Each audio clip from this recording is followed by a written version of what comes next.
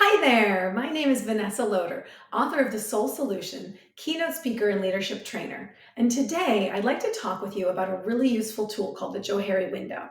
The Johari Window offers a powerful framework to improve self-awareness and communication skills.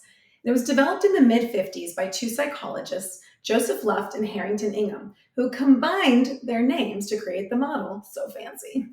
So it's useful for understanding both conscious and unconscious bias, and it can really help you discover your strengths, blind spots, and areas to further explore. The model consists of four quadrants.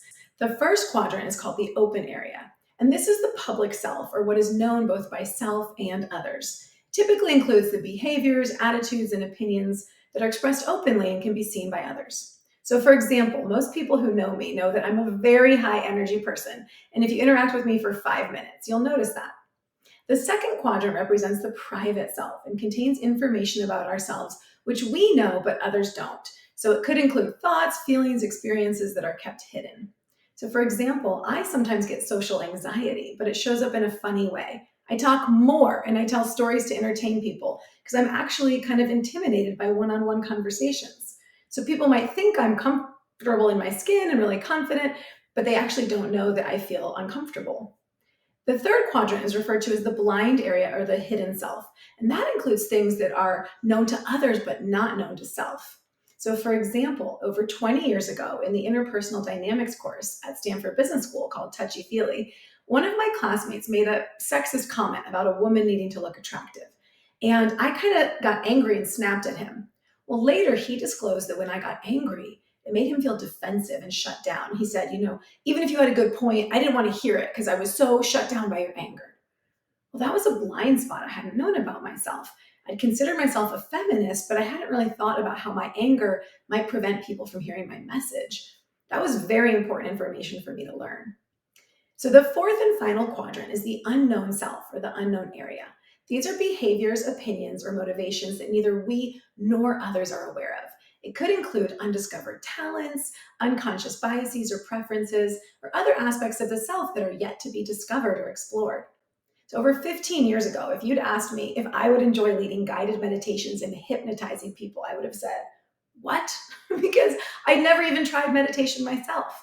It wasn't until I started meditating and read certain books that these motivations and behaviors revealed themselves to me. So, the goal of the Johari window is to make the open area as large as possible. And there are a few ways to do this. The easiest is to move more into the hidden area through self disclosure. So, you simply choose to share or expose more of yourself. Like when I told you the story about my social anxiety and how I can show up as the life of the party, but I'm actually uncomfortable on the inside. Well, you learn more about me and it increased the open area. Another way is by expanding into the blind area. So this involves both asking for and receiving constructive feedback. When my classmate gave me feedback that my anger alienated him, I learned more about myself and it increased the open quadrant by making the blind spot smaller. It also caused me to reflect on where I got that anger from. I thought about my mom and how she was sexually abused and had a lot of anger towards men, and how I had adopted some of her anger and beliefs without even questioning them. So I gained a lot of self discovery through understanding that blind spot. So, in summary, the Johari window can be used as a tool for self reflection and self discovery, as well as for improving communication and building stronger relationships with others. It's incredibly useful in group dynamics, in team development, and in all kinds of business relationships. So, thank you for watching our short video, and please subscribe to our channel below if you'd like to receive more. May you create work and a life you love.